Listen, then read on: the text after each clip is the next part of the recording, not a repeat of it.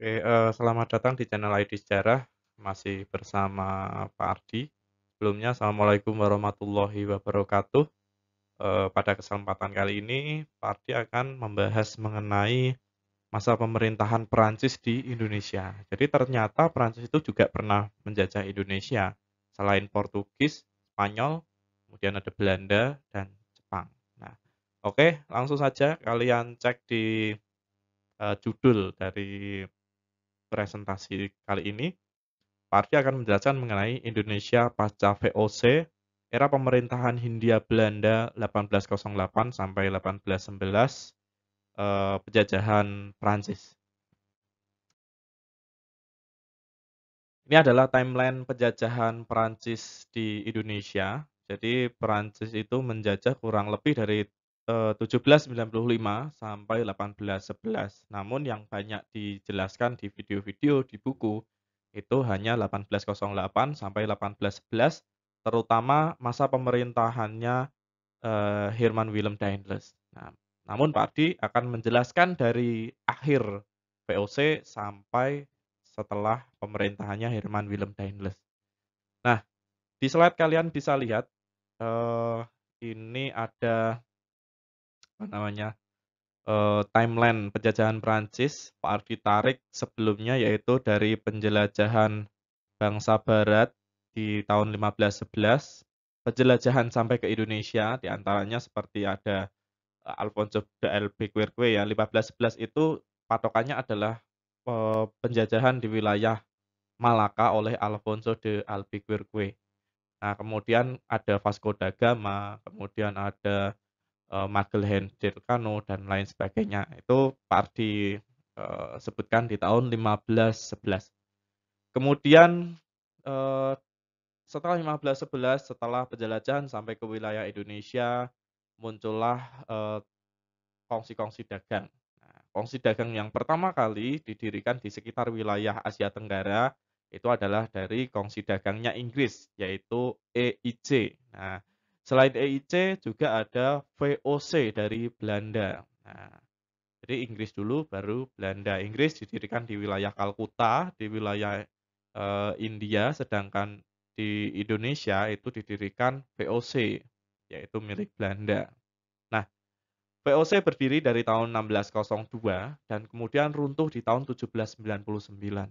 Nah, keruntuhannya kemarin sudah kita, bahas ya, keruntuhannya karena adanya, korupsi, karena adanya persaingan dagang dengan EIC, kemudian ada perdagangan gelap yang dilakukan oleh para pedagang gelap, kemudian, terganggunya monopoli perdagangan dan sebagainya. Nah, kemudian, timeline ketiga itu adalah masa pemerintahan dari Republik Batak. Nah, Republik Batak inilah yang akan kita bahas, yaitu Republik Batak dan pemerintahan Hindia Belanda oleh Daendels.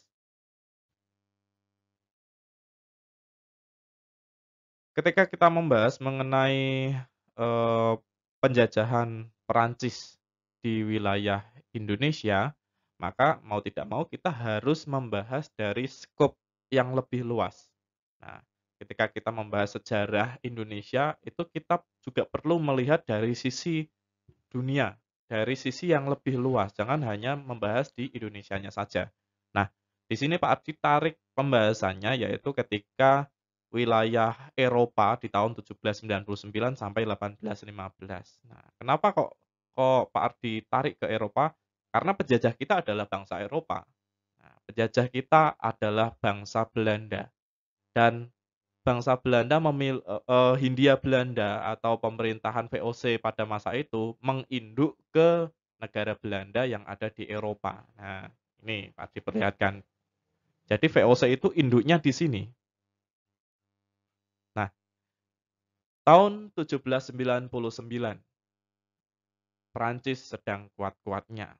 Perancis yang dipimpin oleh seorang yang revolusioner namanya Napoleon Bonaparte.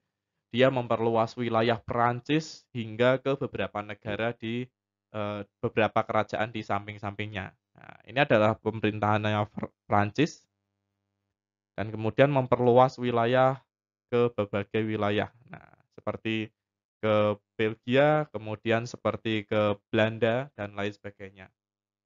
Nah, perluasan ini kemudian, sampai menjajah ke Belanda.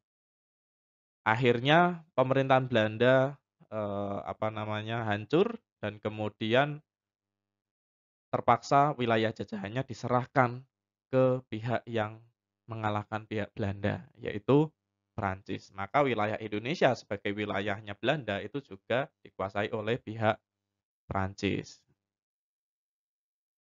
Oke, ini tadi yaitu yang pertama yang akan kita bahas yaitu penjelajahan bangsa barat, kemudian ada berdirinya Kongsi Dagang VOC, kemudian ada Republik Batav, kemudian ada pemerintahan Hindia Belanda oleh Daendels.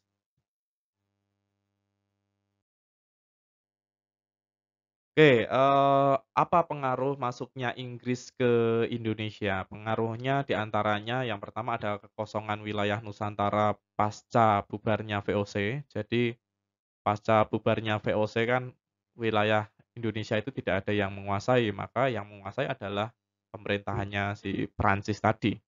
Nah, kemudian ancaman Inggris di wilayah Batavia.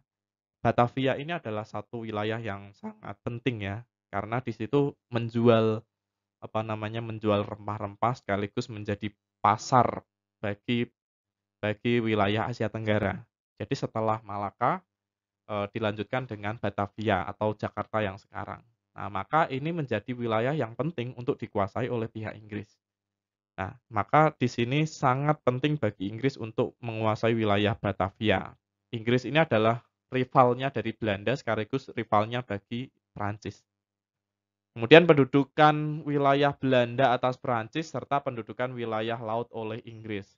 Setelah VOC hancur, wilayah Indonesia itu terpecah menjadi 2, yaitu wilayah darat dikuasai oleh Prancis, wilayah kedua yaitu wilayah, laut dikuasai oleh Inggris. Nah, sebagai contoh Malaka, kemudian Singapura, kemudian Laut Jawa itu dikuasai oleh Inggris. Nah, jadi ada 2 pemimpin di wilayah Indonesia. Nah, Republik Batak, VOC runtuh tahun 1799. Namun, di akhir keruntuhan VOC, ternyata VOC itu sudah diambil alih oleh pihak Prancis karena negara Belanda runtuh. Maka, VOC kemudian runtuh ketika masa pemerintahannya Prancis ketika menjajah di Indonesia. Namun sebelumnya 1795, di tahun 1795 Prancis sudah menguasai wilayah Indonesia dan menamakan wilayah Indonesia sebagai Republik Batak. Nah, Pak dibacakan, apa itu Republik Batak? Republik Batak atau, dalam bahasa Belanda dinamakan Batavse Republik, dalam bahasa Perancis Republique Batave. Nah, atau dinamakan Persemakmuran Batavia. Nah, kenapa Batavia ya? Karena wilayah yang terpenting adalah Batavia.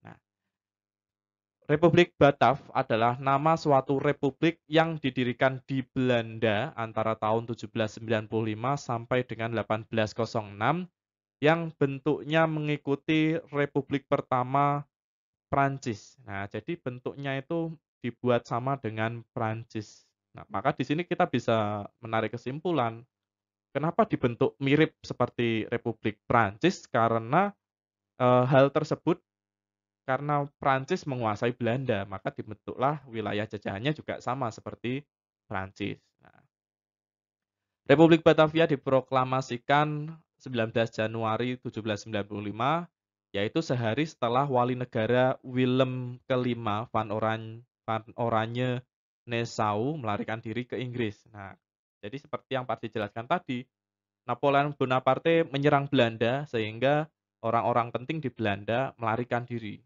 Kemana? Ke Inggris. Nah, jadi dia mencari perlindungan ke Inggris. Kemudian pada tanggal 4 Maret, sebuah pohon simbol kebebasan ditanam di depan, kota Amsterdam. Jadi, Belanda yang pada masa itu sebuah kerajaan, kemudian dirubah menjadi republik. Nah, jadi beda sekali ya, kalau kerajaan kan dipimpin oleh seorang raja. Nah, maka pada masa itu adalah wali negaranya Willem kelima. Kalau setelahnya itu Wilhelmina, kemudian sampai sekarang itu juga masih bentuknya kerajaan. Nah, dibentuk republik. Jadi yang awalnya kerajaan digantikan menjadi sistem republik. Sehingga wilayah jajahannya pun juga dibentuk sama seperti republik. Nah, 1795 didirikan, kemudian tahun 1807 Republik Batak karena dianggap tidak efisien, kemudian diganti namanya menjadi Hindia Belanda, Holland.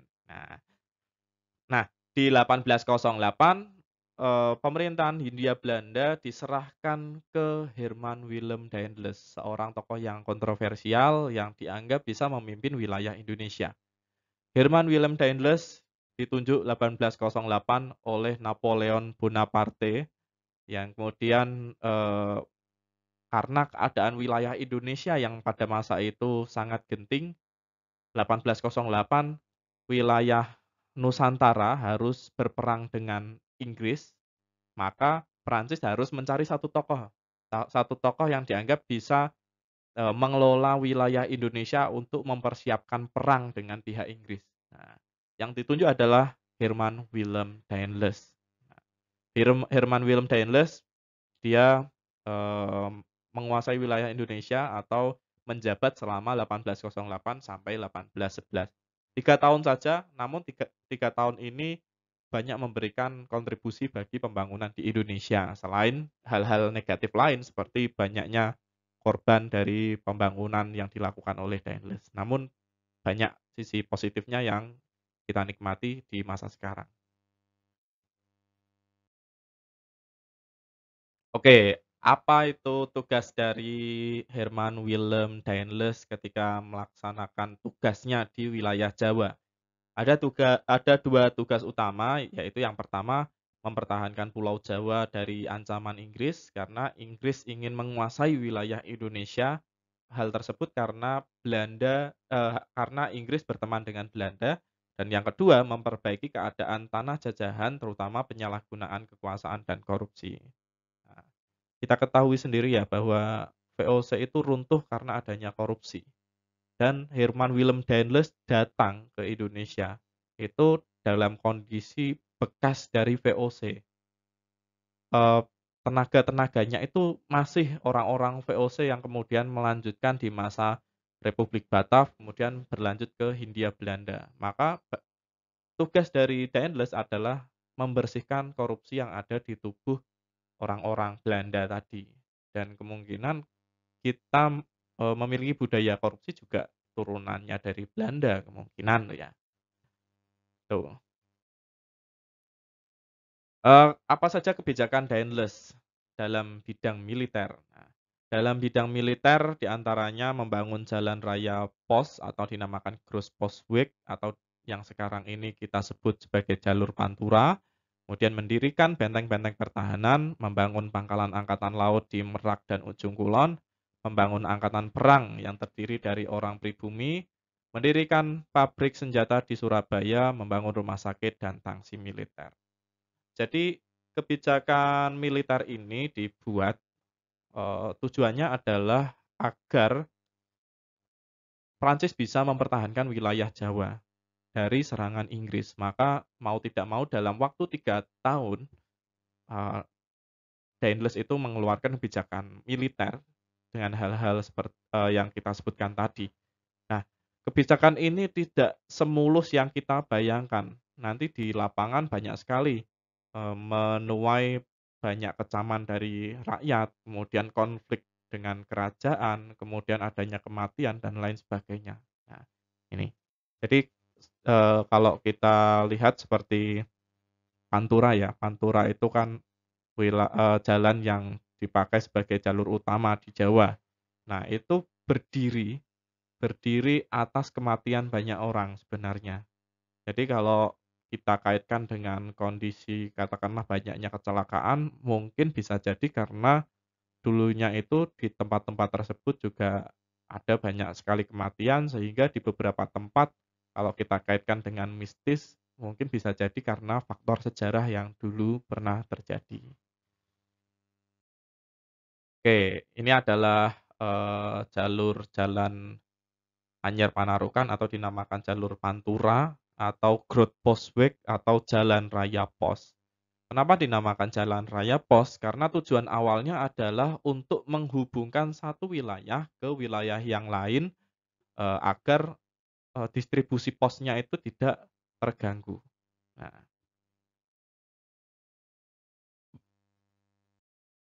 ini adalah contoh, dari pembangunan jalan raya pos dari wilayah Anyar dan Panarukan dan kemudian kegiatannya kira-kira seperti ini. Jadi jangan bayangkan kalau zaman dulu itu jalannya itu langsung alus, itu enggak. Jadi dulu ya jalan penghubung biasa, cuman diperlebar, kemudian kalau ada hambatan katakanlah melewati gunung atau melewati bukit biasanya dikepras. Nah, sebagai contoh di gambar pertama ini kan, eee, lereng ya, lereng kemudian dikepras. Nah, dikepras kalau zaman sekarang enak pakai bego, tapi kalau dulu ya manual pakai cangkul. Nah, jalan yang sudah jadi kira-kira seperti ini. Kemudian ini gambar yang kedua, ada contoh dari perbudakan untuk membangun jalan, kemudian kurang lebih juga sama di gambar yang sampingnya. Nah, ini adalah contoh dari perbudakannya dan ini banyak sekali memakan, apa namanya, memakan, korban bagi rakyat Indonesia. Ternyata pembangunan-pembangunan, dalam bidang militer yang dilakukan oleh Daendels itu banyak sekali, kendalanya. Salah satu kendalanya adalah adanya tentangan dari raja-raja di Jawa. Salah satunya adalah dari Sultanan Banten. Nah, Sultan Banten menganggap bahwa apa yang terjadi di lapangan banyak memakan korban, kemudian, eee, ternyata itu tidak sesuai dengan perjanjiannya Daendels, kemudian banyak pertentangan terhadap rakyat, maka kemudian terjadilah konflik antara Belanda, Daendels dengan Kesultanan Banten. Dan hal inilah yang kemudian membuat pihak Prancis itu merasa bahwa Daendels ini terlalu otoriter, terlalu tangan besi. Maka hal tersebut dijadikan satu alasan untuk menarik Daendels dan kemudian memperkerjakan gubernur Hindia Belanda yang baru, yaitu Jan Willem Jensen. Oke, kebijakan lain selain kebijakan militer. Kalau tadi Pak Adi sudah jelaskan kebijakan militer, selanjutnya adalah kebijakan lain di antaranya yang pertama membagi 9 prefektur yang setara dengan karisidenan. Kemudian mengangkat bupati di Jawa menjadi pegawai pemerintahan. Jadi awalnya dia berdiri sendiri bupati dan kemudian dijadikan pegawai pemerintah. Kemudian menaikkan gaji pegawai agar tetap loyal, kemudian mendirikan badan pengadilan sesuai dengan hukum adat istiadat. Akhir pemimpinan Daendels, seperti yang Pak dijelaskan tadi, bahwa Daendels itu, eee, banyak memakan korban. Sehingga ketika banyak memakan korban, otomatis banyak pula terjadi konflik di berbagai wilayah. Dan ini sangat merugikan bagi Prancis. Karena nanti dia tidak hanya berperang melawan Inggris, tetapi juga berperang melawan orang-orang pribumi. Maka mau tidak mau, si Daendels ini harus ditarik dan kemudian diganti gubernur jenderal yang lain yang humanis, yang bisa dekat dengan rakyat Indonesia.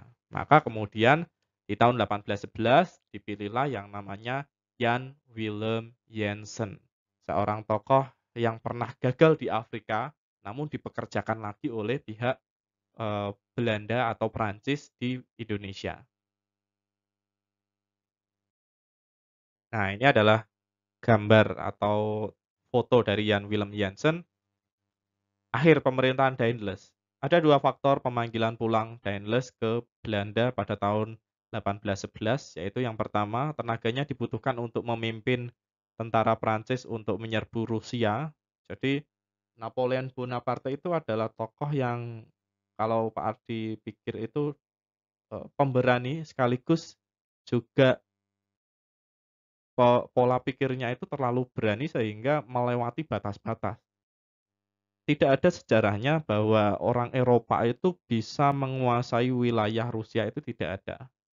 Pernah ada 2 tokoh yang menginginkan untuk penguasaan atas Rusia. Yang pertama adalah Napoleon Bonaparte, yang kedua adalah, Adolf Hitler. Kedua-duanya gagal. Nah, ini sama kasusnya yaitu Napoleon Bonaparte dia ingin menyerang Rusia dan kemudian kalah. Nah, penyerangan Rusia itu, membutuhkan jenderal-jenderal yang kuat, salah satunya dia memanggil Hermann Willem Daendels di tahun 1811. Maka kemudian wilayah Indonesia, wilayah Jawa ditugaskan ke Jansen. Nah, Jansen ini adalah tokoh yang pernah gagal di Afrika Selatan, namun kemudian dipekerjakan lagi di wilayah Indonesia. Jadi, dia sudah memiliki track record buruk di Afrika Selatan, dipekerjakan di Indonesia dengan tingkat kesulitan yang lebih sulit lagi karena musuh yang akan dihadapi adalah Inggris, memiliki angkatan laut yang sangat hebat di wilayah Asia Tenggara. Nah, kemudian pemerintah Belanda khawatir atas hubungan Daendels dengan raja-raja. Seperti yang Pak Ardi jelaskan tadi ya bahwa, Daendels itu memiliki memiliki hubungan yang buruk dengan, raja-raja Indonesia, raja-raja di wilayah Jawa terutama karena dia tidak humanis. Dia memaksa untuk mendirikan, peralatan-peralatan militer, sarana-sarana militer, maka terjadilah konflik. Nah, Daendels kemudian digantikan oleh Jan Willem Jansen. Saat pemerintahan Jan Willem Jansen, Inggris menyerang. Nah, ketika masa pemerintahan Jan Willem Jansen ini, Inggris memutuskan untuk menyerang dan ternyata Prancis kalah dengan munculnya yang dinamakan Perjanjian Kapitulasi Tuntang. Nah, kenapa bisa bisa mendapatkan nama Tuntang? Tuntang itu mana? Tuntang itu, di tengah-tengah Pulau Jawa di wilayah dekat dengan, Ambarawa dan Tuntang ini merupakan wilayah di mana penangkapan Jansen tadi. Jadi Jansen itu pernah dari Batavia, Batavia mundur ke Semarang mundur ke Tuntang dan hal tersebut itu dibantu oleh, prajurit dari Mangkunegaran, Mangkunegaran dari Solo. Nah, ternyata tidak bisa membendung Inggris dan akhirnya menyerah di Tuntang dan muncullah yang dinamakan kapitulasi Tuntang. Apa apa itu isi dari Perjanjian Tuntang atau kapitulasi Tuntang? Yaitu yang pertama, Pulau Jawa dan sekitarnya jatuh ke tangan Inggris, jadi wilayahnya diserahkan ke Inggris. Kemudian semua tentara Daendels menjadi tentara Inggris, diambil alih, dan kemudian orang Belanda dipekerjakan oleh Inggris. Nah, kalau kalau kita bandingkan ya, mending mana antara Belanda itu dekat dengan Inggris atau Prancis, ya mending lebih dekat dengan Inggris karena Inggris itu lebih, apa namanya, peduli terhadap pihak Belanda yang ditandai dengan, wali negaranya yang tadi Willem V itu ditolong oleh pihak Prancis oleh pihak Inggris. Nah, maka, hal hal ini menguntungkan sekali bagi pihak Belanda karena pengalihan kekuasaannya ke Inggris. Kemudian dilanjutkan dengan penjajahan dari Thomas Stamford Raffles, ini Pak Ardi jelaskan sedikit saja karena sudah ada video yang baru. Nah, nanti lebih rinci tentang penjajahan Perancis. Pemerintahan Thomas Stamford Raffles selama 3 tahun juga, 1811 sampai 1814. Kemudian kebijakannya diantaranya ada menghapus Brengerstelsel, kebebasan dalam menentukan penanaman, menghapus pajak bumi atau kontingentan dan penyerahan wajib atau Verpflichterreferentie, kemudian penerapan sistem Landrent, kemudian pemungutan pajak sewa tanah, membagi Jawa dalam 16 karisidenan. Akhir pemerintahan Raffles ini terkait dengan apa yang terjadi di Eropa, yaitu dengan adanya kekalahan Napoleon Bonaparte, kemudian, munculnya Konvensi London yang mengharuskan wilayah Belanda ini diserahkan kembali ke pemilik sebelumnya, yaitu Belanda sendiri dan Inggris tidak melepaskan satu wilayah, yaitu wilayah Bengkulu. Ini akan Pak Ardi jelaskan di video yang baru, yang selanjutnya. Oke, terima kasih anak-anak sudah menyimak dari awal sampai akhir. Semoga apa yang kita pelajari bisa masuk ke kepala kita, bisa kita ambil hikmahnya. Oke, terima kasih. Wassalamualaikum warahmatullahi wabarakatuh.